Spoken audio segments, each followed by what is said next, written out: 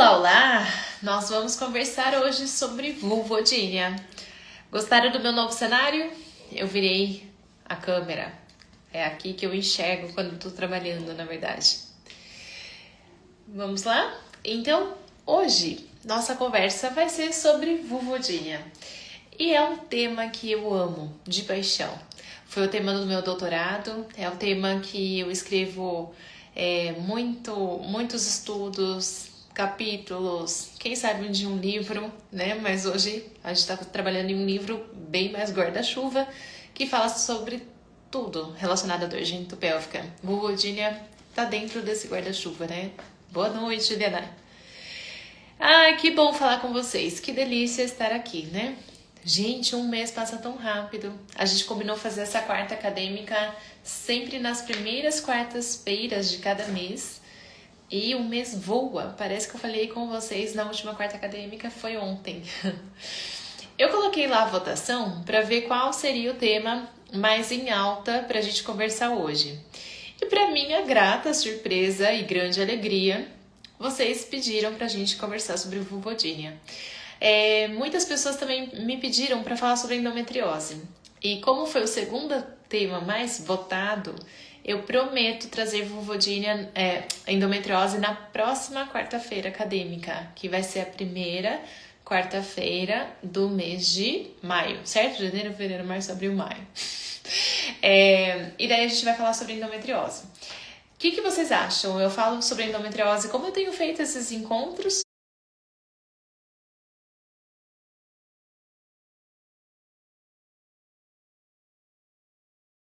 com algum convidado. Então, votem aqui, conversa comigo que eu quero saber o que vocês preferiam. Boa noite, Liminha de meu coração. Enquanto vocês conversam aí para me falarem o que vocês preferem, eu vou fazer uma introdução de um caso clínico, porque hoje eu resolvi que esse tema é tão do meu coração, tão minha paixão, que eu não ia ficar falando só parte teórica, mas eu quero mostrar isso na prática, né? Para começo de conversa, eu sei que eu preciso definir vulvodynia, então antes de eu dar o caso clínico, deixa eu começar na verdade por aqui. A vulvodynia vocês já sabem, e tem muita gente que tem pavor de tratar a vulvodynia, né? Ama tratar vaginismo, mas tem um certo horror a tratar a vulvodynia. É uma pena, porque na verdade a gente tem um baita de um papel e a fisioterapia na nossa área, né, especialização na saúde da mulher, ela ajuda muito a melhora da qualidade de vida das mulheres com vulvodynia. Então, eu estou aqui tentando trazê-las com ainda mais carinho para esse tema tão importante, para vocês não ficarem com receio de tratar vulvodynia e entender, né, de uma vez por todas, a grande diferença de lidar com as pacientes de vocês que tenham vulvodynia e as que têm, por exemplo, vaginismo.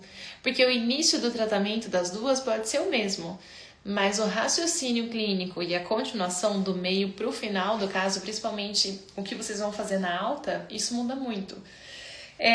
Então vamos começar do começo?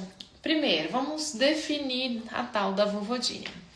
Tem uma definição clássica e uma definição que eu gosto de explicar para todas as minhas pacientes com vulvodynia. Vou começar pela clássica. Então, classicamente a gente tem que a vulvodynia é uma dor crônica. Então a gente sabe que a gente está lidando com dor crônica, né? E a gente conversa sobre dor crônica o tempo todo aqui nesse perfil. Mas a gente não pode lidar com a vulvodynia sem pensar que ela é de fato uma dor crônica.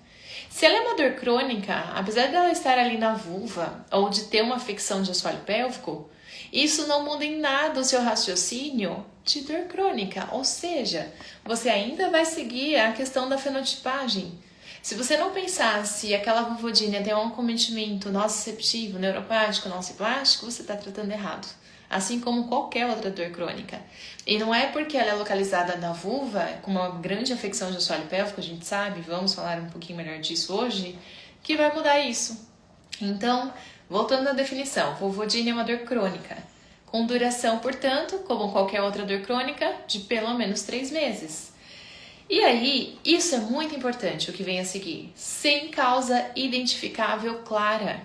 Porque se tem uma causa clara, para ela ter uma dor vulvar, ou mesmo uma ardência vulvar, ou uma queimação vulvovaginal, não é vulvodínia. Simples assim. Porque a vulvodínia, pessoal, é tido como um diagnóstico de exclusão. O que significa que primeiro a gente exclui tudo que parece óbvio ou clinicamente explicável, né? O justificável de se ter aqueles sintomas. Uma vez que vocês, ou o ginecologista, ou a equipe multi, identificou um motivo provável, daí a gente provavelmente está excluindo o diagnóstico de vulvodínia, certo? Daí vocês podem me perguntar, mas Marcela, não pode ter vulvodínia e um outro diagnóstico sobreposto? Pode, mas até a gente diagnosticar a vulvodínia, a gente tem que ter certeza que o outro diagnóstico também está sendo bem cuidado. Então, ela não pode ter uma causa identificável clara, por isso que a gente fala que é um diagnóstico de exclusão. E que pode estar associado a fatores potenciais. Então, aqui é quando a gente fala, pode estar associado a alguma outra coisa? Pode. Então, pode ter vulvodínia e uma síndrome geniturinária da menopausa? Pode. Pode ter vulvodínia e um líquen escleroso atrófico? Pode. Então, pode existir sobreposição. Mas até a gente bater o martelo de é vulvodínia de fato, a gente tem que ter certeza que a gente já tem identificado outras causas possíveis que levem àqueles sintomas e tratado dessas outras causas. Persistindo os sintomas, apesar de, daí a gente vai pensar de fato em vulvodínia. Então, essa é a definição clássica e quem que dá? A ISSVD. E pessoal que gosta de trabalhar com dor e principalmente com sexualidade, ou ainda com dor e sexualidade, aqui vai 3 instituições que vocês precisam seguir e estudar. A ISSVD, que eu acabei de falar, que é a Sociedade Internacional para o Estudo da Doença Vulvovaginal, ISSVD. A outra é a tal da ISSWISH, né, que é a Sociedade Internacional para o Estudo da Sexualidade Feminina Humana. Na verdade, eu acho que é feminina, assim. E a IPPS, que é a Sociedade para Estudo da Dor Pélvica. Então, essas 3 juntas é que definiram essa forma mais atual da gente identificar e pensar no que é a vulvodínia. Agora eu vou explicar para vocês o que eu falo para as minhas pacientes, né? Porque quando a gente fala de vulvodínia, o nome já assusta, ele já distancia, né? E a gente dá um diagnóstico desse para uma paciente, ou ela traz esse diagnóstico pronto, já assim, freaking out, né? Que raios é isso que eu tenho? Então, uma coisa muito importante, né, gente, da gente conversar, isso vale para todos os diagnósticos, endometriose, por exemplo, e a vulvodínia não é diferente. Cuidado, não casa com o rótulo. Você não é uma vulvodínia, minha filha. Você é uma mulher íntegra, um monte de coisa importante aí. Vulvodínia é algo que a gente identificou. Então, ao mesmo tempo que a gente fica feliz de ter um diagnóstico, porque quem tá sofrendo com dor crônica há muito tempo e não para de ouvir que ela é normal, que ela não tem nada, que ela tem que tentar relaxar, tomar um vinho, aquele papo todo que vocês já estão também cansadas de ouvir. Quando ela tem o diagnóstico, finalmente, ela fica aliviada, né? E fala, ufa, eu não sou doida, né? Eu sabia que tinha alguma coisa aqui. Por outro lado, ela carrega aquilo como um peso em cima dos ombros.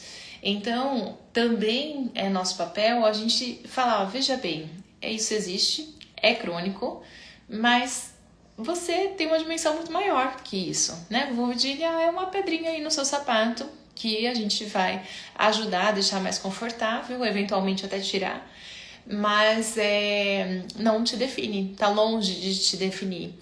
E o nome assusta, né? A gente fala vulvoquê, vulvodínia, e por isso que eu gosto de explicar essa segunda forma. Então, a definição é importante, a gente explicar que é um diagnóstico de exclusão, que a gente precisa primeiro ter certeza que não sejam outras coisas.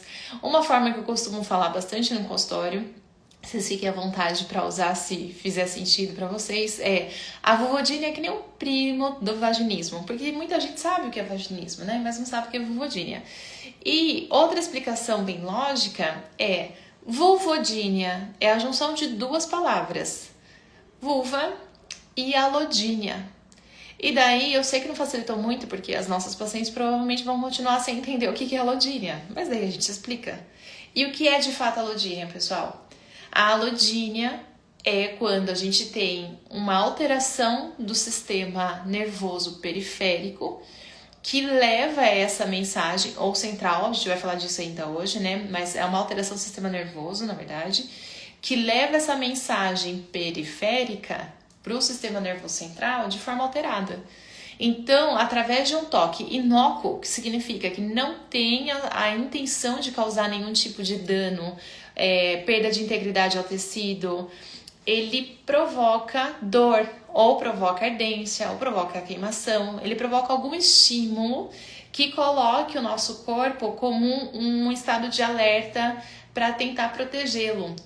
Mas é um toque, isso é muito importante, é um toque que não causaria nenhuma dor naquele tecido, não causaria, na verdade, nenhuma dor se fosse em uma pessoa ou um local que não tem alodínia. É diferente de quando a gente testa um estímulo hiperálgico. Então, quando a gente põe, por exemplo, a ponta desse lápis aqui e aperta ele forte, isso dói, né? Pode doer pouco, mas dói. É um estímulo nocivo, que se eu enfincar para valer, vou me machucar. Então, isso, se eu faço assim e dói muito mais do que ele realmente provocaria, isso é hiperalgesia. A alodínia não. A alodínia é como se eu usasse, por exemplo, essa borracha. Vou usar a ponta do meu lápis, ou o dedo, ou a penetração sexual, ou uma roupa. Qualquer estímulo que, mesmo eu apertando bastante, não é para provocar dor, né? E daí, quando eu dou esse estímulo nessa região, eu tenho alodínia, então eu vou sentir dor nesse estímulo que não provocaria um dano ao tecido. Então, diante disso, a gente tem um lugar com alodínia. Isso pode acontecer em qualquer lugar do corpo. Quando acontece na vulva, a gente tem a vulvodínia. E daí, um apelo meu, quem me conhece sabe que eu peço isso sempre que eu falo de vulvodínia, para de escrever vulvodineia, gente. Porque a regra nova do português fala que quando a gente termina uma palavra como ideia, a gente não precisa acentuar e vira vulvodineia, né? Parece um nome aí de alguém que não teve muito bom gosto para escolher para filha. Então, é vulvodínia, com I. E vocês podem ou não acentuar, certo? Com I. Então, alodínia na vulva. É isso que significa vulvodínia. Eu tô esperando vocês me falarem se pro nosso próximo quarta acadêmica vocês gostariam que eu falasse sobre endometriose sozinha, como eu tô falando de vulvodínia aqui, ou se vocês gostariam que eu trouxesse alguém para falar sobre endometriose junto comigo, bater um papo. Pode ser um médico ginecologista que entenda bem de endometriose, pode ser uma colega fisioterapeuta. Mas eu quero saber primeiro se vocês querem que eu fale sozinha ou que eu traga convidado. Então escrevam aqui pra mim, por favor, pra eu saber. Então, explicado o que é de fato a vulvodínia, agora o que a gente precisa conversar, e uma conversa séria, é sobre os subtipos. Gente, não tem como fugir. Se você atende um caso de vulvodínia atualmente, ou vira e mexe e cai vulvodínia aí no seu consultório, não dá pra você tratar todas as vulvodínias como sendo iguais. Elas não são iguais. Apesar de ter um diagnóstico em comum, vulvodínia, cada vulvodínia é diferente uma da outra, assim como cada dor crônica é diferente uma da outra, mesmo que ela seja, por exemplo, sempre relacionada à endometriose. Mesmo que ela seja, por exemplo, sempre relacionada à síndrome da dor vesical. Cada dor crônica é diferente uma da outra. E ainda que seja igual, o seu raciocínio vai ser desde o início inteiro, tem que desvendar cada paciente. Então, se você tem um caso, como que eu vou te contar agora, né? Fiquei prometendo o caso e falei primeiro Obrigada. Tô feliz, pelo menos vocês gostam de me ouvir tagarelando aqui, mesmo que seja sozinha, tá bom. Várias pessoas falando pra eu falar de endometriose sozinha, então, na próxima live. Vou ouvir vocês, a não ser que venham mais votações depois mudando de ideia. Então, se você já atendeu alguém, como eu vou falar agora, desse caso clínico, e vocês perceberam que tem paciente que melhora, fica bem da vulvodínia, e tem gente que você até melhora o tônus que estava lá aumentado, faz um TMAP, percebe que ela tem um maior controle, uma maior conscientização, aprendeu muito sobre o próprio corpo e continua com crises de dor ou com uma dor ainda bastante intensa e não consegue saber o que mais fazer, é porque você precisa fenotipar essa dor crônica, é porque você precisa entender o subtipo da sua vulvodínia. São duas coisas diferentes que eu quero falar aqui, então, tá bom? Legal, legal. Que bom que vocês gostam. Então vamos lá. Então vou falar de um caso, acompanhem, porque a gente vai voltar a falar sobre ele durante toda a live, ok? É caso real, veio no meu consultório faz uns 3 meses. É uma mulher de 32 anos, ela tem um relacionamento estável já há 5 anos, é advogada, não tem filhos, nunca engravidou, e ela refere uma dor principalmente no introito. Ela tem dor na relação sexual, então é uma dispareunia de penetração. E esses sintomas iniciaram há 4 anos, né? Então imagina que ela está há 5 com o mesmo parceiro. Ela é mulher, cisgênero, heterossexual. E ela evita a relação sexual hoje porque a EVA dela, né, na escala visual analógica, ela tem uma dor de 7 a 9, né, numa escala de 0 a 10. Só que ela também sente ardência em alguns momentos durante o dia. Ela não tem dor de profundidade, nem no exame, nem autorrelatada, mesmo mudando de postura sexual.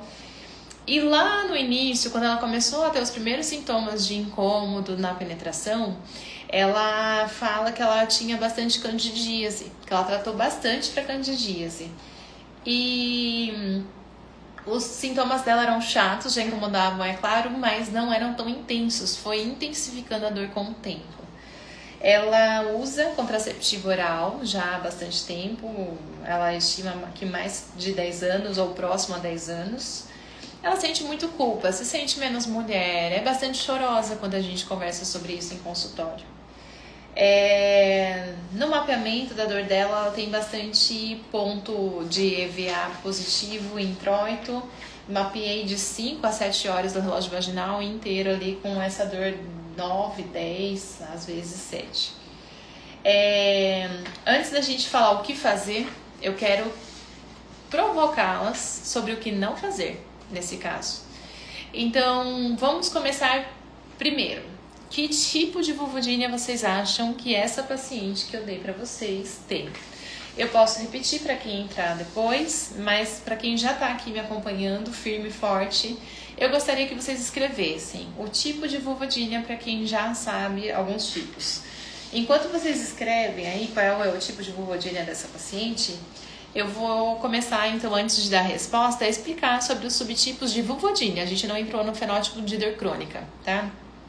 Mesmo porque isso eu tô sempre falando, minha impressão é tão que vocês já sabem disso, já não me aguentam mais ouvir falar, mas eu quero comentar mesmo assim, porque eu acho que isso precisa entender. Agora, sobre os subtipos de vulvodynia, eu sei que quase ninguém entende muito bem, então vamos lá.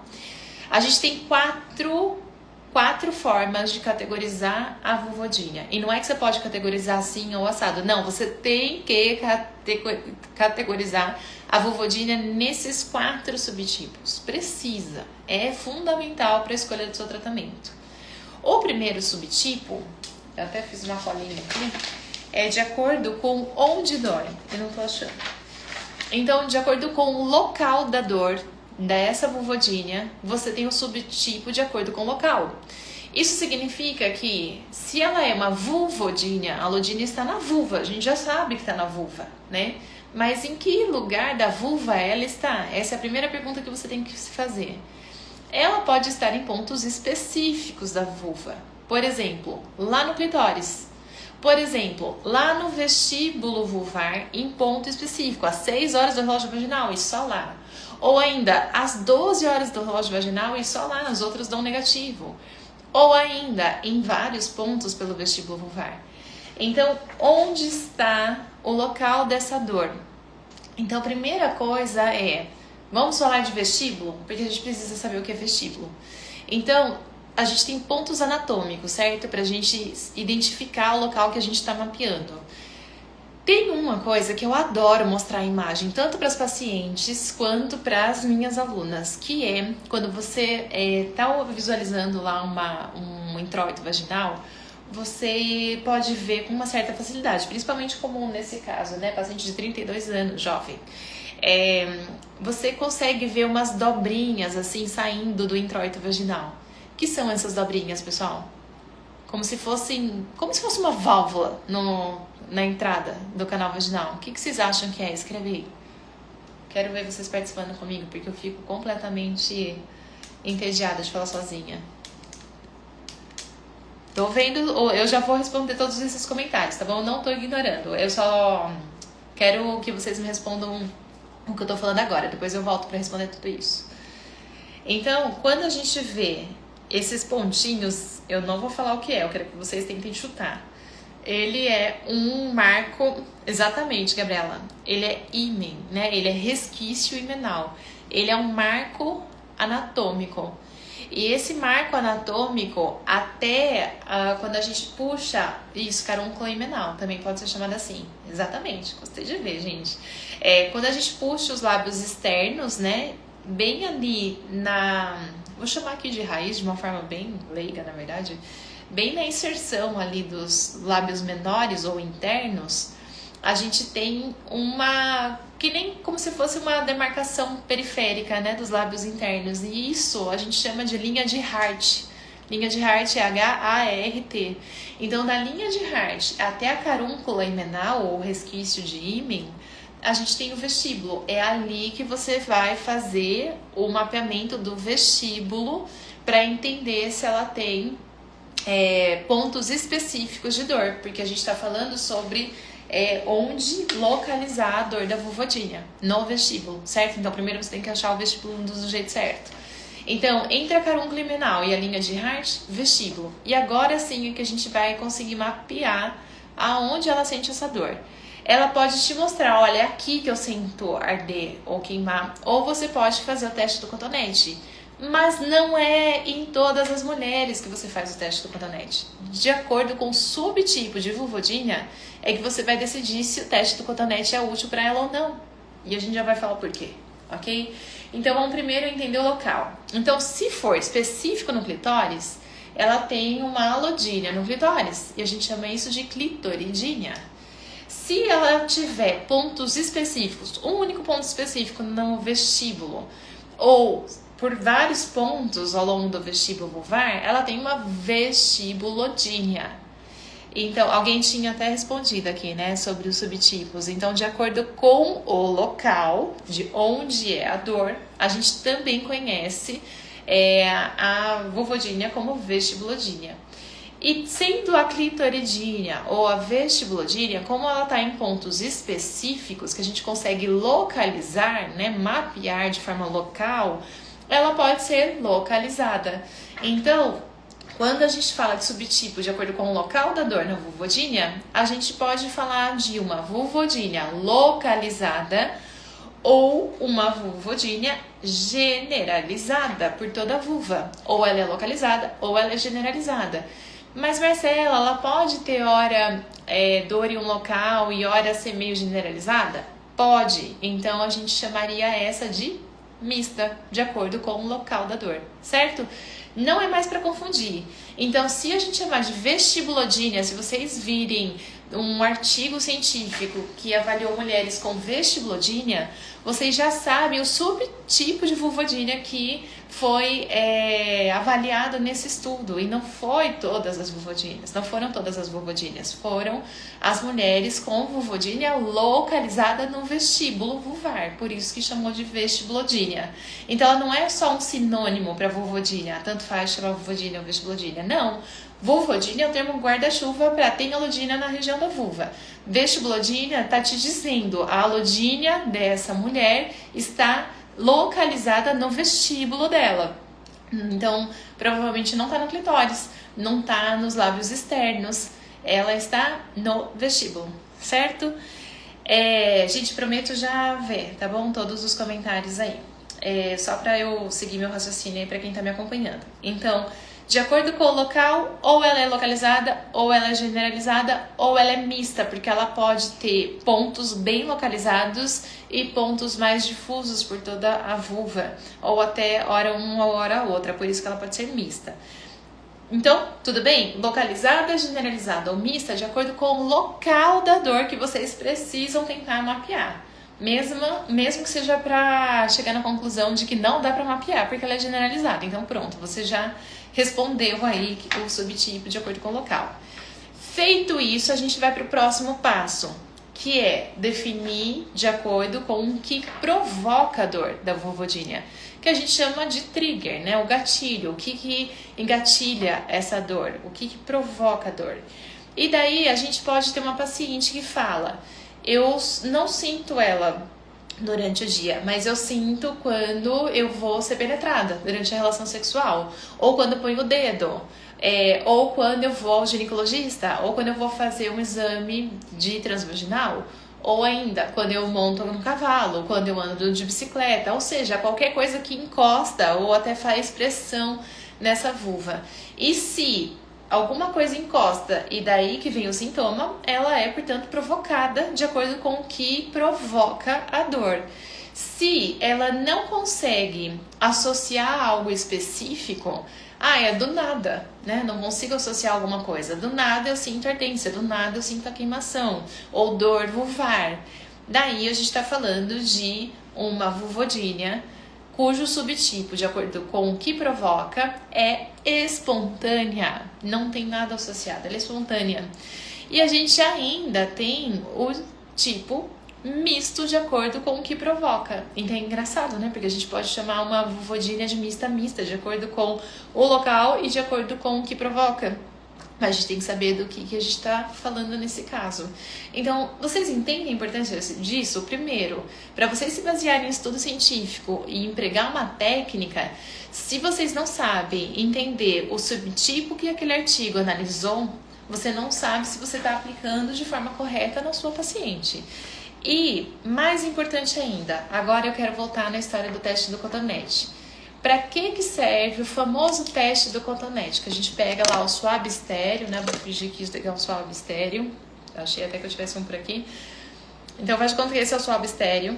A gente sempre vai, primeiro, tocar na raiz da coxa ou na região suprapúbica da paciente, mostrando que o toque firme, rápido, não precisa ter pressa, mas é firme e rápido. Então, esse toque que a gente faz na paciente tem que mostrar para ela que não provoca dor. Porque se vocês forem direto numa região de alodínia com um toque inócuo, lembra que não tem nenhuma intenção de provocar mal, ela vai achar que vocês estão com alguma coisa afiada, machucando ela. Então, por isso que no teste do cotonete a gente sempre começa fazendo o toque em um lugar que não existe alodínia, né? Que ela não tem relato de alteração ali de sensibilidade. Então, vocês primeiro tocam na raiz ou suprapúbica e daí vocês vão mapear. Então, ao redor do clitóris, nas regiões do vestíbulo vulvar. Então, a gente vai usar lá 12 horas de relógio vaginal, 3 horas do relógio vaginal, 6 horas, 9. Vocês podem ir em todos os horários, 1, 2, 3, 4 até 12, podem, certo? E daí, provocando esse teste, imediatamente vocês precisam pedir uma nota de dor ou muita ardência ou muita queimação de 0 a 10. Então, ela já é subjetivo o teste, mas o que importa aqui é que a gente está comparando ela com ela mesma. Então, vocês precisam pedir assim, eu vou fazer esse toque, lembra que eu falei que vocês vão fazer na raiz da coxa ou suprapúbica? E assim que eu encostar em você dessa forma, eu quero que você pense em uma nota de 0 a 10 para intensidade de incômodo que você sentiu. 0 é nada. E 10 é a maior dor que você já sentiu nessa região. Gente, é nessa região, tá? Não é comparando com a dor do parto, da dor do dente, é nessa região. Então, de 0 a 10, sem pensar muito, vamos lá? Vai! De 0 a 10, quanto? Então, ela habitue a sua paciente, porque se ela já parou de sentir a dor e daí ela pensa, já foi, tá mais subjetivo ainda o teste. Se a gente está fazendo o teste do cotonete, significa que a gente está tentando mapear a dor e a intensidade álgica e é um teste que provoca a dor. Logo, é um teste que você está fazendo principalmente para mapear o local da dor da vulvodínia, que é localizada e que é provocada. Porque você está fazendo o teste de provocação da dor. Se ela não é provocada, se é uma paciente que fala para vocês que não tem muita clareza, ela do nada sente uma ardência, uma queimação ou dor vulvar, vocês concordam que vocês estão com uma paciente que tem dor espontânea? Você pode fazer um teste do cotonete mais forte que você conseguir, não vai conseguir provocar. Daí vocês podem me falar, Marcela, mas eu tenho uma paciente que tem vulvodínia espontânea e eu fiz o teste do cotonete dela e deu positivo. Então, provavelmente ela tem vulvodínia mista. Tá bom? Se você fez teste do cotonete e a paciente tipicamente refere dor ou ardência espontânea e deu positivo, ela tem vulvodynia mista, tá? E eu não tenho dúvida nisso. Você pode marcar aí nos seus achados. Se mesmo assim isso não incomoda ela, por exemplo, numa relação sexual, então a predominância dela é espontânea. E aí isso muda, pessoal. Porque se ela tem uma vulvodynia provocada, você vai tratar de uma forma. Se ela tem uma vulvodynia que é espontânea, é outra forma de tratamento. Então a gente precisa entender esses dois subtipos, de acordo com o local, que pode ser localizada ou generalizada ou mista, de acordo com o que provoca a dor, que pode ser provocada, espontânea ou, de novo, mista. E daí faltam 2 outros subtipos para a gente terminar de classificar a vulvodynia da nossa paciente, que são bem mais fáceis, para falar a verdade. Então, o próximo subtipo é de acordo com quando começaram esses sintomas na linha do tempo da relação sexual, da vida sexual dela.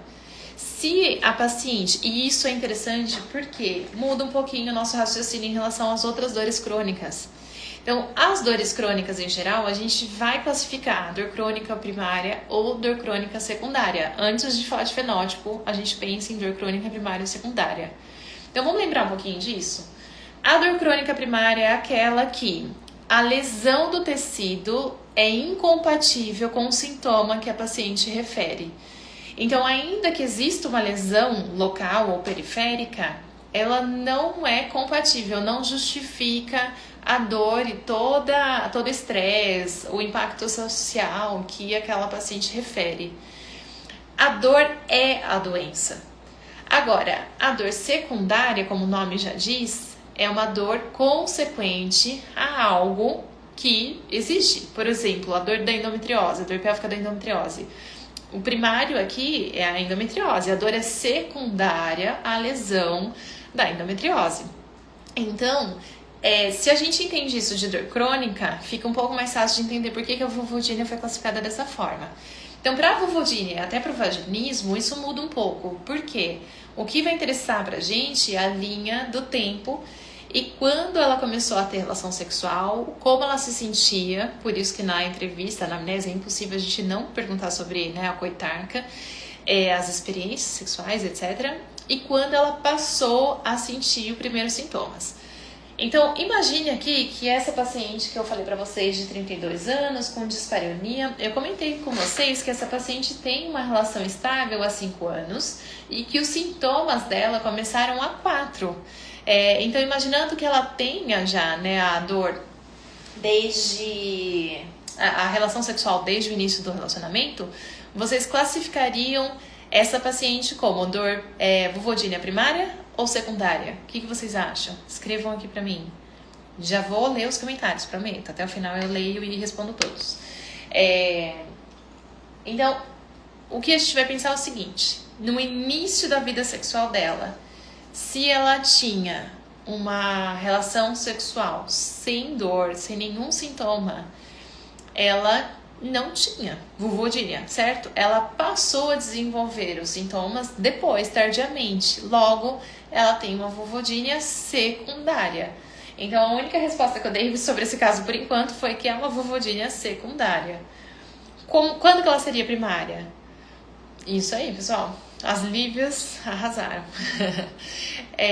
Ela passa, então, a ter uma classificação de vulvodynia primária, Danúbia, Juliana, isso aí, quando ela refere os sintomas desde o início da atividade sexual. E tem que ser, gente, início da atividade sexual da vida dela, hein? Não vale falar, mas é desde o início da atividade sexual com esse parceiro. Não, mas se ela teve outro parceiro e ela não tinha sintoma, então é secundário, certo? E por que isso importa? Porque vocês precisam lembrar de novo da dor crônica primária. A dor crônica primária, a doença é a dor. Significa que a gente vai tratar um mecanismo que entende aquilo como dor, ou seja, central. A gente tem sensibilização central em 100% das dores primárias. Se a gente não pensar em dor nociplástica, a gente não está tratando a dor primária. Logo, se ela é uma vulvodynia, independente dela ser localizada ou dela ser generalizada, dela ser provocada ou dela ser espontânea, se ela é primária, a gente precisa tratar ela como nociplástica. Tudo bem? Para quem eu tô falando um pouco grego já, eu vou retomar um pouquinho de fenotipagem da dor crônica, porque não tem como vocês perderem esse raciocínio, senão não vão me entender daqui pra frente. Então tá, por enquanto a gente tá falando de subclassificação de vulvodínia, que eu falei que são 4 subclassificações que a gente precisa entender, 4 classes de subclassificação. As classes que eu comentei são de acordo com o local, de onde tá a dor, de acordo com o que provoca, de acordo com a linha do tempo da vida sexual, se é primária ou secundária, e de acordo com o padrão temporal da dor. Esse último ainda não expliquei nada, tá bom? Agora, minimiza essa tela. Vamos para uma outra tela que é padrão de dor crônica. Então, quando a gente pensa em fenótipo de dor crônica, a gente tem 3 subtipos, 3 fenotipagens clássicas, né? Dentro delas tem várias outras, mas quais são os 3 fenótipos de dor crônica, pessoal? Eu quero que vocês respondem, porque pelo menos quem me acompanha em live, eu acho que eu já falei umas 80% aí das lives. Enquanto isso, eu tomo um pouquinho de água, porque eu sei que vocês estão respondendo e com um delayzinho da minha live, né? Eu falo, fico tagarelando aqui e vocês ouvem tudo depois.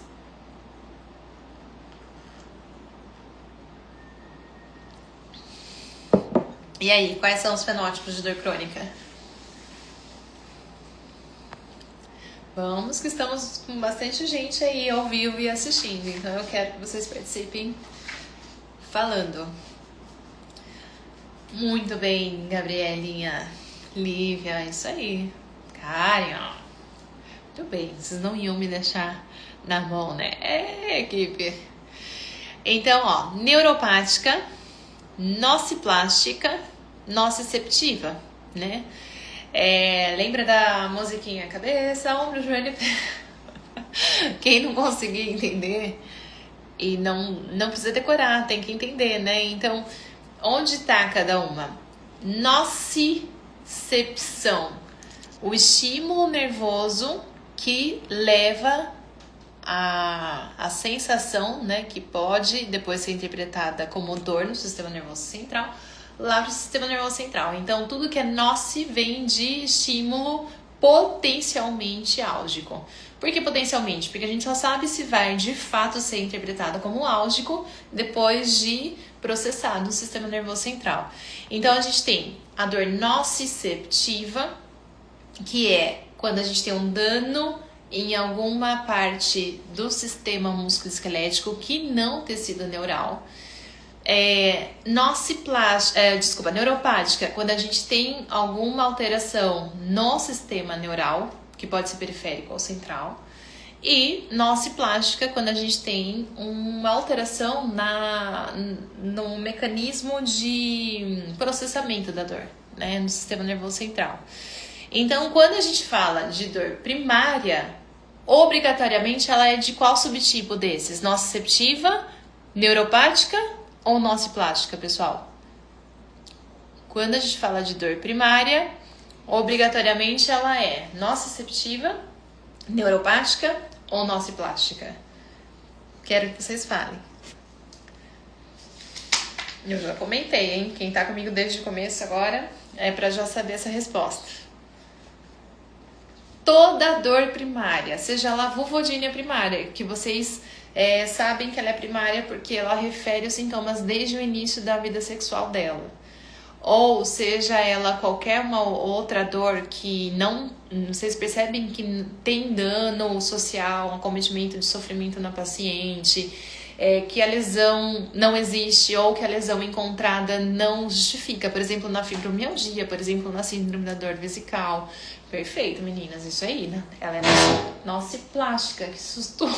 Então, quando ela tem uma dor nociplástica, a gente precisa pensar no tratamento envolvendo o sistema nervoso central, certo?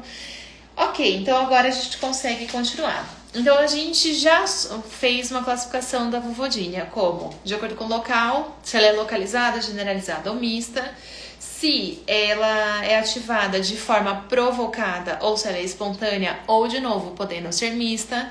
A gente já sabe se ela é primária ou secundária, de acordo com ela existir desde o início da atividade sexual ou acontecer depois de um tempo. E agora a gente vai falar um pouquinho de padrão temporal da dor. Então a gente sabe que tem vários tipos de dor, né? Aquela que vem, não tô falando nem de fatores descritivos, né? De facada, que é mais, de repente, neuropática, dor ardida, não é isso. É de padrão temporal, quanto tempo ela dura, como ela vem. Então a gente tem, por exemplo, uma dor que pode ser contínua. A dor contínua ela não tem intervalo, certo? Ela não dá uma liberdade de sem dor para o paciente. Ela é o tempo todo ali constante. Ela pode ser persistente, mas até aí toda dor crônica é persistente, porque o que a gente está dizendo aqui é que ela perdura ao longo do tempo. Ela pode aqui ter intervalos sem dor. Ela pode ser intermitente, aquela dor que vem e vai embora, né? E o que eu mais gosto de chamar atenção aqui, porque isso vai mudar a sua classificação de acordo com o trigger da vulvodynia, se você não pegar esse pequeno detalhe, que é a dor atrasada. Então, a dor atrasada, vejam comigo, pode existir uma vulvodynia que é provocada.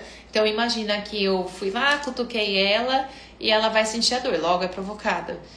Mas, na paciente cujo padrão temporal é atrasada, ela tem um estímulo, não dói, e depois de um tempo, não de tanto tempo, mas depois de um tempinho, é que ela vai sentir a dor. Então, não é que ela não seja provocada, é que ela é a provocada atrasada. E essa paciente é muito fácil da gente confundir com qual subtipo, gente? A espontânea. Então, quando a gente tem uma paciente que não consegue associar se é alguma coisa que dispara a dor dela, a gente precisa se perguntar, ela não está associando porque realmente não tem, ou é porque talvez a dor dela seja atrasada. Então, por exemplo, ela tem dor, ela tem relação sexual, ela não sente dor, mas ela tem uma ardência, uma baita de uma ardência ou queimação depois do ato sexual, porque ela pode ter esse padrão de atraso. O que muda? Muda que você vai entender que o processamento dela está alterado, por isso que está atrasando. Ela pode ter outras alterações que eu vou conversar aos poucos aqui para não deixar vocês loucas, porque tem muito a ver com o padrão da dor crônica. E acontece dela ter essa alteração. É novo, né? Não é tão novo assim, atrasada, mas é algo pra gente pensar, porque muda o tratamento. E ela pode, então, ser uma paciente provocada, que de repente vocês iam tratar como uma espontânea, e na verdade ela é provocada, só que ela tem esse atraso, tá bom? Então isso é algo pra gente também ficar atento. Então agora que a gente falou dos 4 subtipos de classificação da vulvodynia, e vocês entenderam por que é tão importante a gente entender isso, afinal, se vocês têm uma paciente com uma vulvodynia que é localizada e provocada, que felizmente é a maior parte das mulheres com vulvodynia. E por que eu falo que é felizmente? Porque daí, com o nosso papel como fisioterapeuta, a gente tem muito recurso para usar aqui para fazer uma dessensibilização, principalmente periférica. Porque se ela é provocada, significa que ela está reagindo mal ao toque. A gente precisa pensar principalmente no quê? Em dessensibilização. E isso a gente faz muito bem, melhorando o tônus, que geralmente está aumentado nessa paciente, usando os exercícios de sensibilização por dilatação vaginal. A gente pode usar a eletrodermofototerapia, mas o que a gente falou, até assistam depois a live que a gente fez com o professor Gunther, né, que falou muito de dor neuropática, é que quando a gente faz a avaliação, então a gente não estava falando do teste do cotonete para fazer o mapeamento da vulvodynia. Uma das coisas que a gente precisa fazer é toque que não provoca dor, entender se ela tem dor, porque vocês estão dando um estímulo positivo daí como a alodínia, né, se ela tiver dor. Então pronto, daí vocês conseguiram bater esse martelo de ela tem alodínia na vulva, logo ela tem vulvodínia. Além do toque inócuo, né, que não provoca dor nem dano, um toque que seja álgico, e daí vocês vão entender se ela vai provocar uma hiperalgesia ou se de repente ela tem uma desestesia aí mais hipoestésica e ela tem uma hipoalgesia, né? Ela não refere à dor que está sendo provocada, isso também seria um problema. E uma das coisas que a gente não pode deixar de fazer na nossa paciente com vulvodínia, ou pelo menos vocês podem errar na escolha dos recursos fisioterapêuticos se não fizerem, é testar para termoterapia. Então, quando vocês encostarem na vulva da paciente que tem alodínia é uma alteração desestésica, certo? Uma alteração da terminação nervosa ali, que está levando um sinal diferente. Se vocês não testarem para o calor e para o frio e entender se ela reage com alguma dor, ardência exacerbada com calor ou com frio, vocês não vão saber se quando vocês usarem o calor ou o frio no tratamento dessa paciente, vocês melhoram ou pioram a paciente. E, gente, não levem por garantido, não tenham por, com certeza, nela que o calor vai ser bom, porque relaxa, melhora colágeno, ela vai melhorar tônus, é só ganho e ganho. Não é verdade. Quando a gente tem alteração da sensibilidade, a gente precisa testar, a gente não sabe, tudo pode acontecer. Então, por exemplo, quem gosta de usar o LED azul, ou aqueles dilatadores que a gente consegue preencher com água quente, ou até mesmo os tubetes, né, que a gente brinca que são os fusquinhas da fisioterapia, que a gente pode também pôr uma termoterapia ali, não deveria fazer isso sem uma boa avaliação. Percebem que não tem fórmula, não tem protocolo para tratar a paciente? Por que uma paciente resolve de um jeito e a outra não resolve desse mesmo jeito?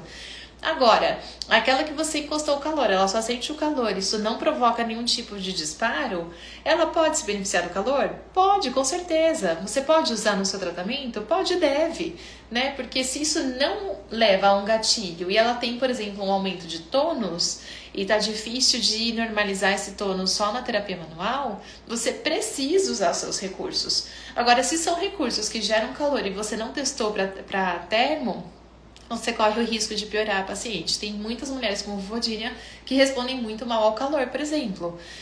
Tem mulheres que respondem muito mal ao frio. Então, a gente precisa trabalhar de acordo com o que você avaliou, tá? Então, acho que esses são os pontos aí novos que eu sei que não são muitas pessoas que têm o hábito de fazer. Não tô falando para vocês fazerem esses testes em 100% das pacientes de vocês, mas em 100% das pacientes com vulvodínia, com certeza, né? Ou, na verdade, com uma neuropatia. E daí, falando nisso, já que a gente estava falando do fenótipo de dor crônica, que é nociceptiva, neuropática ou nociplástica, vocês poderiam me perguntar, afinal, qual tipo é a vulvodínia? Hoje, enquanto eu gravo essa live, a gente não tem um consenso da IASP, que é a Sociedade Internacional de Estudo da Dor, e da ISHU, junto com a ECS e as grandes instituições, se a vulvodínia é um subtipo essencialmente neuropático ou essencialmente nociplástico. A gente pode ter sobreposição das duas, pode ser mais uma ou mais outra. Por isso que vocês vão precisar avaliar. Sem avaliar e entender esses raciocínios, vocês podem errar sim na escolha terapêutica da paciente, certo? E daí, então, vamos falar um pouco antes de entregar os tratamentos e o caso que eu trouxe, vamos entender um pouquinho o que provoca, porque algumas coisas importantes para a gente entender, sim. A gente sabe que a vulvodínia hoje a gente adora esse termo, idiopática, né? Adora, mas eu tô sendo irônica, a gente não gosta, porque se a gente não tem uma etiologia esclarecida, o tratamento também não é esclarecido. O que a gente sabe hoje de qualquer dor crônica, e isso com certeza inclui a vulvodínia, é que nosso melhor tratamento para dor crônica acabei de esquecer, me ajudem aqui. Multimodal, obrigada. Multimodal. Então a gente usa mais de uma forma, né, mais de uma ferramenta para a gente fazer o tratamento. Mas, quando a gente vai para fisiologia e, na verdade, a etiopatogenia da vulvodínia, a gente sabe que tem afecção muscular. Então, 90% aí das mulheres com vulvodínia têm aumento de tônus do assoalho pélvico. A questão é que a gente não sabe se isso é o ovo ou a galinha, né? O que veio primeiro? Ela tem dor e reage com aumento de tônus ou ao contrário? Mas a gente sabe que se a gente melhora essa condição muscular, ela melhora o sintoma.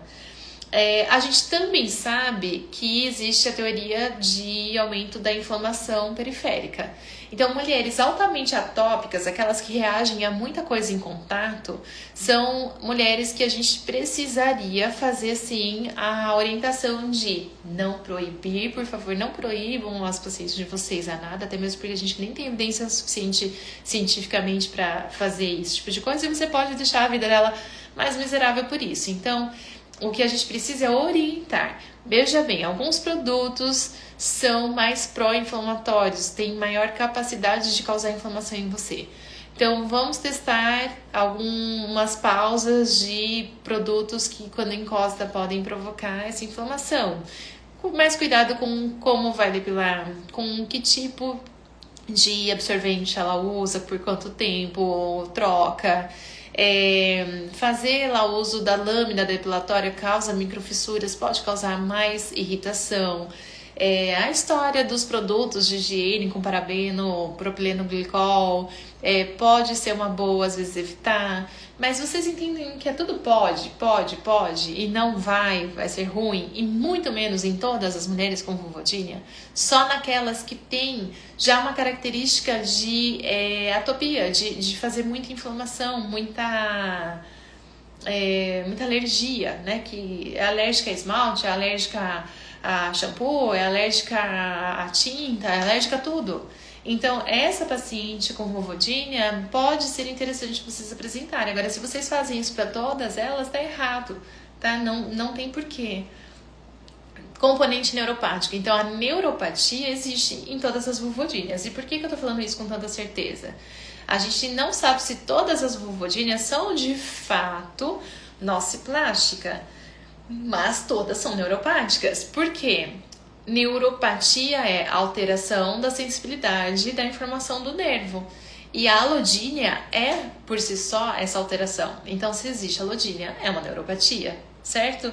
A questão é que ela pode ser primária, e daí, nesse contexto, a gente está falando com certeza de uma dor nociplástica. Então, ela tem sobreposição de neuropatia e nociplastia. Questões hormonais. Lembra que na definição lá da ISSVD a gente falava que a gente precisa excluir as possíveis causas de uma dor vulvar crônica? Às vezes, quando a gente recebe paciente que está com uma vulva mais atrófica, bem característica de hipoestrogenismo, independente de ser típica da menopausa, ou de repente de uma síndrome geniturinária da lactação, ou porque ela usa um contraceptivo oral, que nem a paciente desse caso que eu mostrei para vocês, por muito tempo e induz ao hipoestrogenismo, porque ela está tratando endometriose com bloqueio hormonal, porque ela fez um tratamento oncológico que induziu a menopausa precoce, seja lá qual for o motivo. Se ela tem uma questão hormonal, geralmente a gente precisa pensar nisso antes de fechar diagnóstico de vulvodínia, e esse é o caminho de qualquer profissional da saúde. A questão é que às vezes ela pode ter uma vulvodínia já bem esclarecida e ainda o que justificaria isso ter acontecido são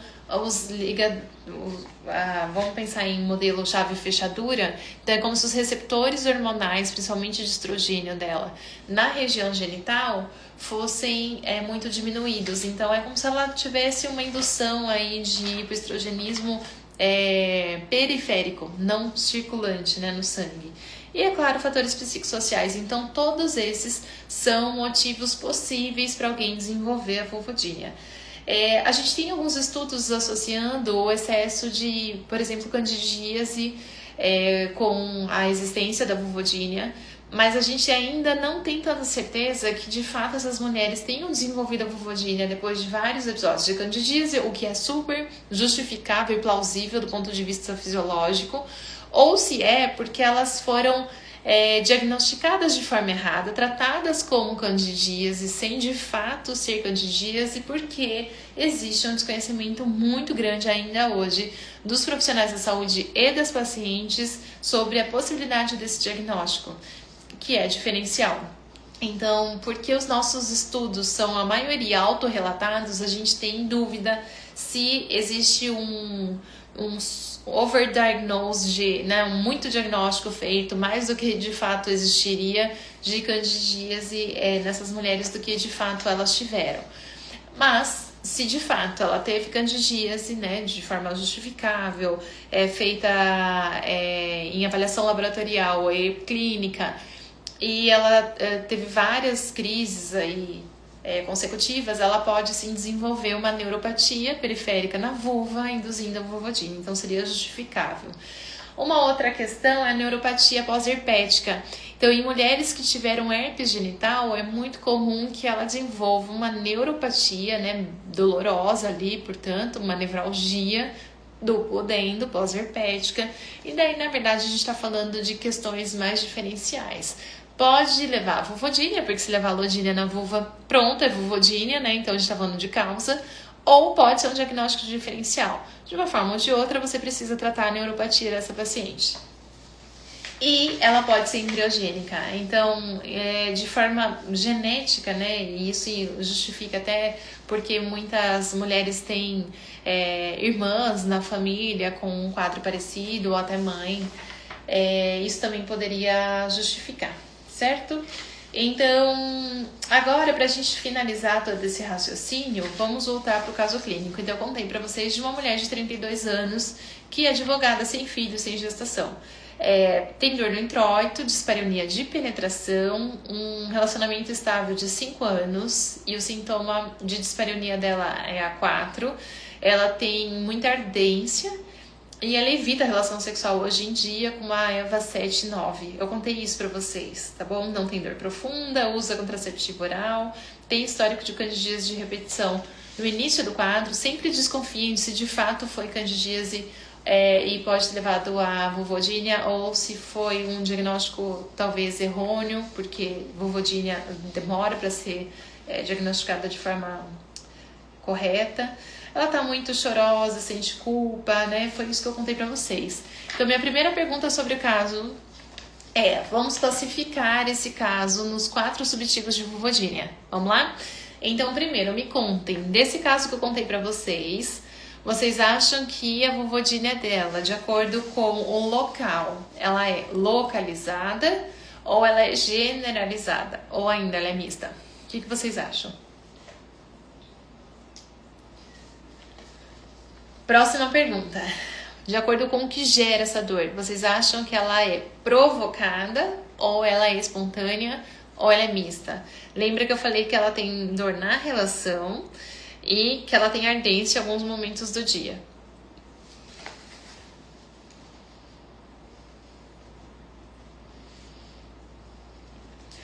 Agora, ela é primária ou ela é secundária? Já tinha dado até essa resposta antes, hein? E padrão da dor eu não dei informações suficientes para vocês poderem classificar. Então a gente pode ficar só com as 3 primeiras primeiro. Perfeito. Então, vocês estão corretíssimas de acordo com a localização. Ela é localizada, né? Então, por que a gente sabe que ela é localizada?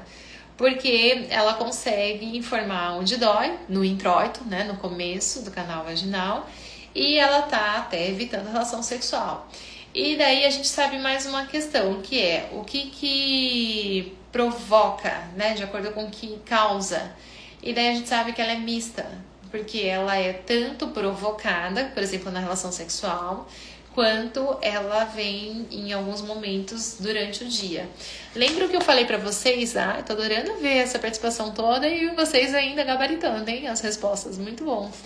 E lembra que eu falei pra vocês que se vocês perceberem que tem uma vulvodínia que é mista ou que tem uma característica de generalizar, de espontânea, vocês precisam ter certeza se o padrão temporal não é atrasado, porque às vezes isso pode levar a uma sensação de interpretação de mista ou espontânea e quando ela de repente só é atrasada. Então isso vale a pena e numa boa entrevista vocês matam a charada, tá bom?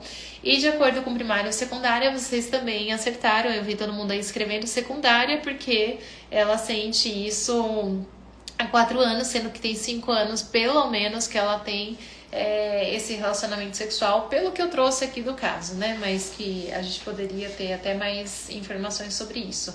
Então, que legal, vocês conseguiram definir muito bem os subtipos, que é o primeiro passo. E daí, se eu perguntar pra vocês, afinal, qual que é o subtipo de acordo com a dor?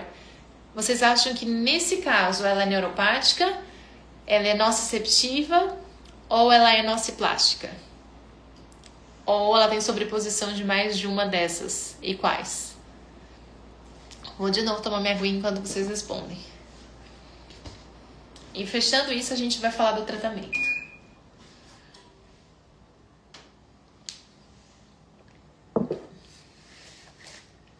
Ninguém vai tentar? Vocês gostaram mais de subclassificar a vulvodynia do que falar do fenótipo da dor?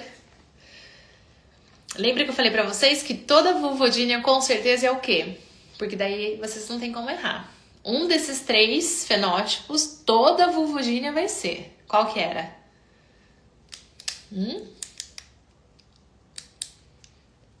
Juliana tá me falando que acha que tem sobreposição. Você está certa, Juliana. Tem sobreposição mesmo. O fenótipo eu não entendi muito bem, a Gabriela falou. Já explico de novo, Gabriela. Gabriele falou que é neuropática e nociplástica. É um bom chute, Gabriele. Mas a gente pode desenvolver esse raciocínio. Neuropática, beleza. Então, eu acho que vocês entenderam. A maior parte aqui tá me respondendo de forma super adequada. Toda vulvodynia é neuropática. Afinal, a gente tá falando de uma alodínia. A alodínia é uma neuropatia. Toda vez que a gente tem uma alteração no sistema neural, lembra disso? É uma dor neuropática. Então, quem que tá levando a informação de, em vez de esse toque ser assim, ó, um estímulo só de toque, ele tá levando um estímulo de dor? O nervo. Logo, ela é neuropática. 100% das vulvodynias são neuropáticas. Para começo de conversa, isso já é extremamente importante, porque um tratamento fisioterapêutico de uma dor nociceptiva, né, daquela que é mais periférica, localizada em tecido não neural, já são exercícios e formas diferentes da gente tratar do que aquelas que são neuropáticas. Então, vocês saberem disso já vai ajudar muito no raciocínio de tratamento. Agora, a gente pode ter uma vulvodynia essencialmente neuropática ou uma vulvodynia que tenha sobreposição. Então, vamos primeiro para a questão da nociplastia. Quando que vocês têm certeza que a vulvodynia tem uma sobreposição de, além de ser neuropática, ela também é nociplástica? Quando ela é primária. Esse caso é primário? Não, é secundário. Ainda assim, a gente não exclui, tá? Pode ser que ela seja nociplástica mesmo sendo secundária. Como que a gente vai saber? Bom, a gente tem questionários para poder aplicar, para entender se essa paciente tem um score já típico de sensibilização central. Mas, basicamente, a gente vai ver sofrimento com impacto social. Se essa paciente não tem isso, a gente não tem a consideração pela IASP como uma dor nociplástica. E, além disso, ela precisa ter essa alodínia. Ela já tem, né? Toda vulvodynia, a gente não falou que a alodínia é na vulva. Então, o que pode acontecer agora é ela ter essa sensibilização central e sensibilização periférica. Quando ela tem sensibilização periférica, ela pode ter alodínia em outras partes do corpo, que não só, por exemplo, na vulva. Então, são pontos importantes, você não precisa ficar estressada se não acompanhou e não saberia como aplicar na sua paciente. É um assunto que vale a gente falar sobre o fenótipo, que eu vi vocês escrevendo aqui, que tá causando mais dúvidas.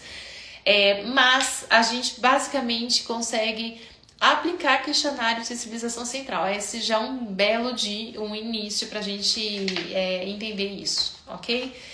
E daí, para saber se ela tem uma afecção nociceptiva, quando vocês têm certeza, depois de avaliar a paciente de vulvodynia de vocês, que ela tem uma afecção nociceptiva, pessoal? Quem me dá um exemplo aqui, que é clássico?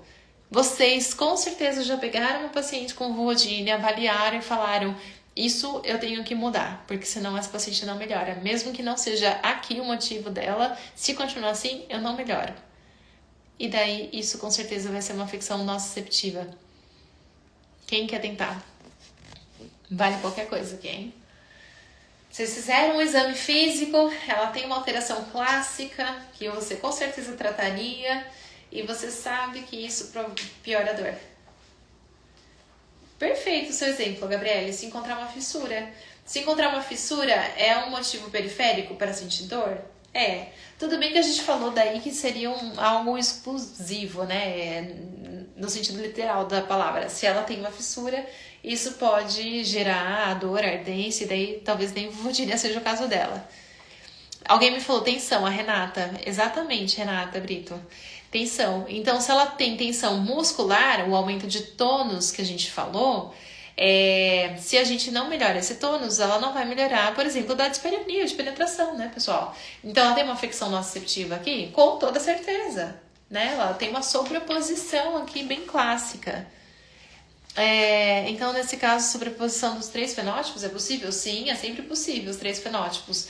A questão é que a gente tem que entender quais são, né, os fenótipos sobrepostos, Karen. Então, pessoal, o que não fazer, lembra que eu falei pra vocês que eu ia falar mais do que não fazer do que o que fazer? Não fazer liberação miofascial intensa.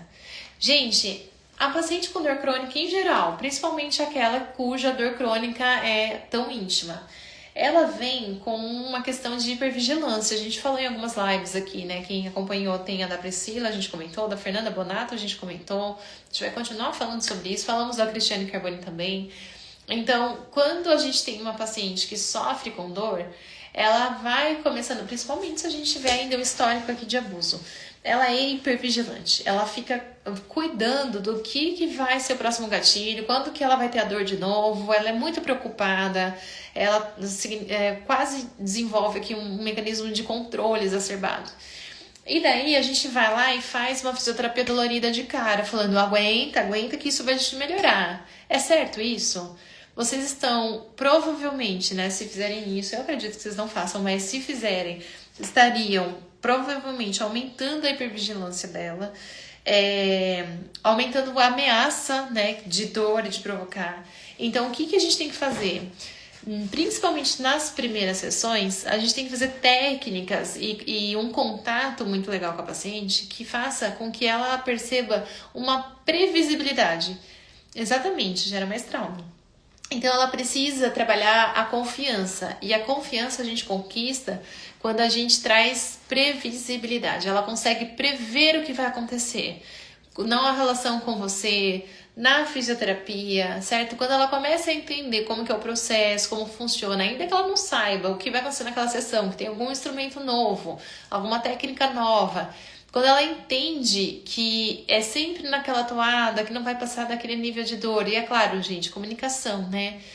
Combina com ela, qual que é a dor máxima que você acha que é ok e que você não sofre. E cuidado com aquelas que jogam também essa dor muito alta.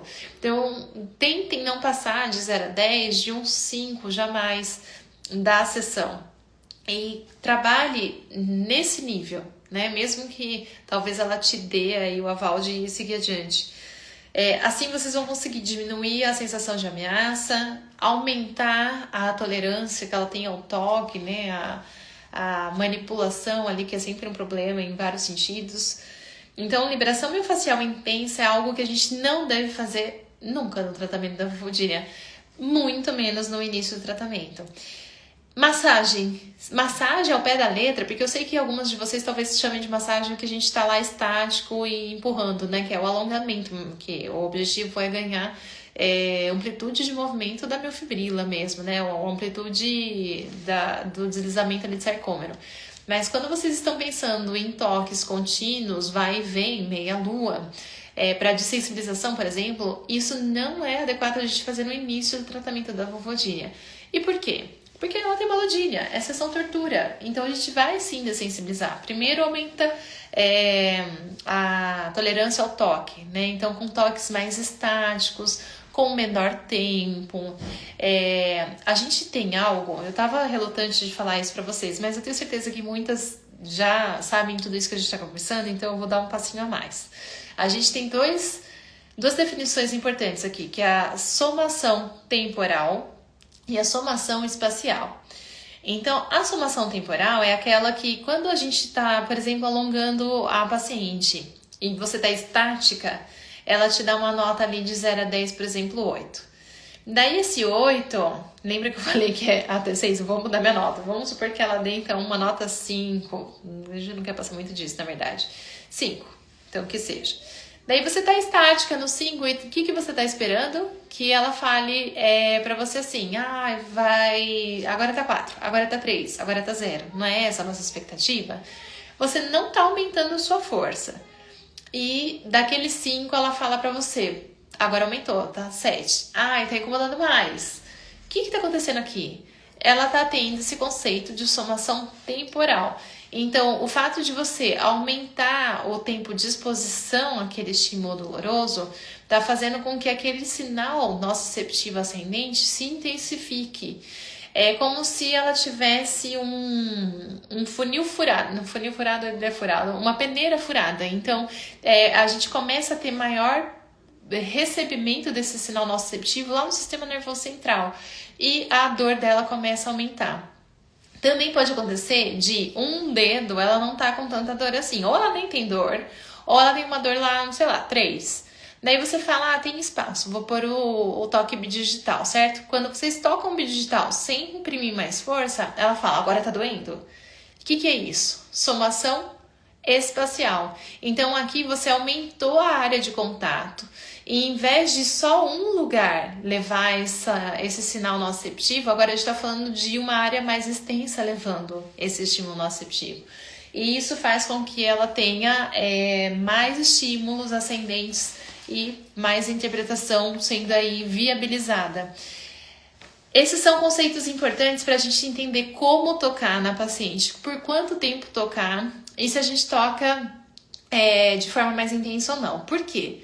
Porque se a gente tem nos fenótipos a nociceptiva, que é aquela que está só na periferia, no tecido musculoesquelético não neural, a gente quer fazer uma dessensibilização. Na verdade, a gente vai querer fazer dessensibilização nos 3 fenótipos, para nossa alegria e para de quem não está acompanhando muito o raciocínio de fenótipo ainda. Mas o jeito que a gente vai fazer essa dessensibilização importa muito.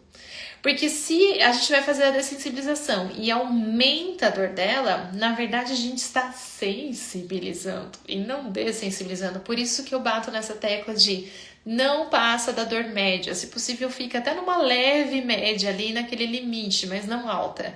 Porque se a gente fica empurrando, fazendo gatilho de dor nessa paciente, primeiro, ela vai aumentar a hipervigilância, depois ela vai aumentar a ameaça, depois ela vai ficar cada vez mais intolerante ao toque, talvez até resistente à fisioterapia e não volte ou não vá aderir bem aos exercícios domiciliares, que a gente sabe que é importante. Então a gente precisa escolher técnicas que realmente dessensibilizam. Quando que a gente sabe que elas estão funcionando? Na hora. Se você tocou, esperou e a dor dela diminuiu, parabéns, você está dessensibilizando sua paciente. Se ela está fazendo a tarefa que você propôs para casa e de um dia para o outro está um pouquinho mais fácil, um pouquinho menos dolorido, ou ainda está igual, mas antes, depois de fazer a fisioterapia, ela sentia uma dor que durava 3 horas. E depois ela começou a durar 30 minutos e depois ela só sente na hora que faz a fisioterapia e depois não sente mais. Isso é dessensibilização. Agora vamos pensar ao contrário. Você está fazendo alguma coisa no consultório ou ela está fazendo em casa, que quando você termina aumenta a dor dela, tudo bem, vocês vão daí talvez usar aquela cartada, né, de e se a dor for atrasada? Pode acontecer, mas se tá aumentando depois da sessão ou depois do que ela fez, provavelmente isso é sensibilização. Então a gente precisa entender qual que é a exposição tolerável pela paciente. E isso é muito comum na paciente de dor nociplástica, porque é aquele toque que quando você vê o tecido, até o tônus dela, não faz sentido ela ter dor, porque de repente ela tá com um tônus normal, alonga fácil, mas se você encostar, ardeu, queimou. Então, é uma dessensibilização necessária. É importante a gente trabalhar com os dilatadores mesmo, porque só o fato dela usar o dilatador, ela já vai diminuir a fobia, né, que ela vai fazer a antecipação a ser penetrada. Mas a gente precisa entender como fazer isso com a paciente sem exacerbar o quadro. Então, basicamente, em toda dor crônica, a gente precisa identificar o gatilho da dor dela e evitá-lo, né? Fazer tudo e mais um pouco que seja possível para a gente não provocar a dor dela. Então, quando a gente provoca a dor dela de forma voluntária e até intencional, ela tem que ser controlada. Porque se ela for descontrolada, a gente tá piorando. E de repente aquela dor que nem nociplástica ainda era, pode se tornar. Outra coisa, isso tudo a gente está discutindo uma que seja ali provocada, né? E pelo menos localizada. Agora, vocês pararam para pensar que aquela paciente que tem uma dor espontânea, ela tem mais padrão nociplástico do que a que tem uma provocada? E não tô falando que é sempre, né? Não vai fugir de entender a fenotipagem ou por questionário ou por uma boa anamnese entender cada fenótipo. Mas se vocês entenderem que aquela que vem de forma espontânea e que não tem uma associação clássica, ela provavelmente está com uma alteração na interpretação, né, desse estímulo ascendente. Ou uma falta de inibição ou uma ascensão aí muito com feedback aí muito positivo. Então isso precisa também ser identificado. E a dessensibilização da espontânea, ela vai funcionar de forma diferente também. Então a gente vai ter que entender quais são as crises dela. Por exemplo, ela tá lá num dia de trabalho e ela começa a sentir muita ardência, muita queimação na vulva. A gente precisa ajudar ela a encontrar recursos que diminuam esse sintoma quanto antes. Pode ser gelo, lembra que a gente já teve que testar, né, para termoterapia, para entender se ela é uma boa respondedora a gelo. Se mesmo testando ela não responde bem, só testando mesmo na hora de uma crise que vocês vão saber se esse é um bom recurso. Cuidado para não queimar, né? Daí o óbvio também precisa ser dito. Pode ser o calor, se ela passou nesse teste.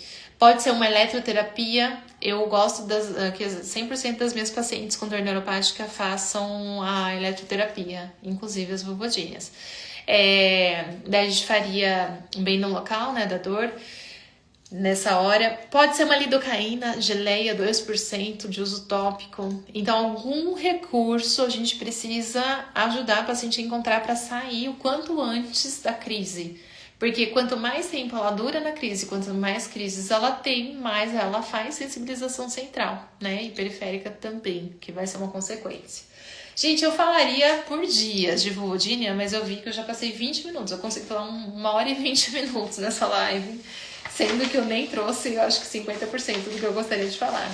Então, eu vou deixar vocês descansando. Mas, mentira, eu prometi responder e eu sei que tem vários comentários. Então, vamos bater um papo agora. Mas aqui eu encerro os meus conceitos. Quem quiser descansar, fique à vontade. Mas eu vou conversar com vocês que querem conversar comigo. Então, vamos lá. Vamos ver qual foi o primeiro que eu pulei aqui. Vocês estão falando para eu falar de endometriose, falar sozinho, então vocês me pouparam o trabalho de convidar alguém a trazer. Posso trazer uma outra situação, né? Sozinha, ok, vestibulodínia. Só ardência no relógio 6 pode ser vulvodínia, sem ardência em outros pontos? Pode, Gina, ou Gina, não sei. Pode sim, porque a gente falou que das classificações da vulvodínia é localizada. Lembra que ela pode ter uma ardência localizada?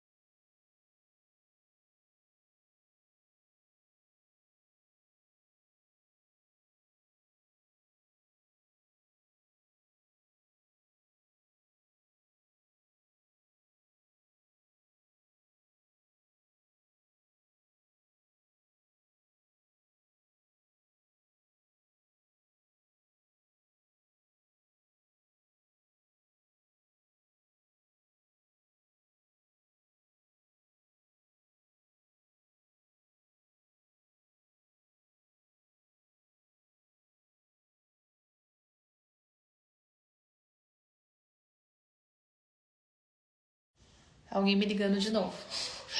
É muito, embora seja comum que elas tenham. Então, quando isso acontece, de ter a hiperemia, a gente pode acender um alerta ali para uma falta de hidratação, para um ressecamento. É muito comum ver essa hiperemia nas mulheres que têm algum tipo de atrofia vulvovaginal, né? Mas também pode ser uma questão ainda mais na gestação, né? Mas a gente vai prestar atenção. Desculpa, me distraí com a ligação. Vai ser uma questão que a gente precisa levantar a bola aí do processo inflamatório exacerbado. Lembra que eu comentei, né? Porque a inflamação é uma característica. A hiperemia é uma característica bem específica de inflamação, bem típica, na verdade. A Yamamoto Fisioterapia me falou: generalizada dói todos os pontos ao mesmo tempo? Não. Generalizada não são todos os pontos ao mesmo tempo, não. Ela é uma dor generalizada pela vulva, então ela pode ter pontos fora do vestíbulo que não são exatamente mapeáveis, mas pode ser um ou outro ponto só, tá bom? Mas ele não é localizado exatamente no vestíbulo, não precisa ser a vulva inteira, por exemplo.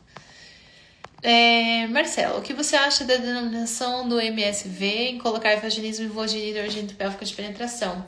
Com todos os subtipos que delimitam as nossas condutas, eu acho arriscado. E você? Concordo. Facilitou, né, em muitas questões, por exemplo... Nossa, isso dá o que falar, na verdade, é uma pergunta que eu acho que a gente poderia ficar discutindo. Deem uma olhada nos estudos de nomenclatura da ICS e da Abrafisme, que traduziu. Agora, Simone Botelho, Maria Volpato fizeram um estudo lindo também, que eu acho que acabou de ser publicado. Eu fiz parte do painel de especialistas, foi bem... intenso, né, bem trabalhado, sobre a questão das nomenclaturas. E isso traz um pouquinho desse raciocínio também das classificações. Eu acho arriscado se a gente pensar, a vulvodínia tem um universo pra gente entender, porque é uma dor muito específica e crônica na vulva. O vaginismo, ele é um músculo, né, do assoalho pélvico exacerbadamente contraído. O vaginismo, mesmo sendo crônico, se a gente pensar que ele dura muito tempo, ainda assim ele é mais, eu vou usar bem entre aspas aqui, hein, gente, agudizado. Que significa que se você normaliza o tônus, né, e trabalha um pouco ali da fobia do toque, dificilmente essa paciente vai sofrer de novo. É diferente da vulvodínia, que tem uma questão mais crônica ali, né, eu brinco que é o calcanhar de Aquiles delas. Então, assim, classificação, eu não vejo muito problema, porque as duas podem, de fato, gerar, né, um transtorno de dor genitopélvica de penetração. Então, eu concordo delas estarem no mesmo guarda-chuva. O que eu não concordo é achar que é a mesma coisa, porque tá no mesmo guarda-chuva, né? Tem que tomar cuidado com esses temas guarda-chuvas. Não é porque tá embaixo dele que é a mesma coisa. A live vai ficar gravada, pra quem perguntou. Gente, acho que por causa do avançar do horário, eu não vou conseguir responder todas vocês, mas eu amei que vocês super interagiram.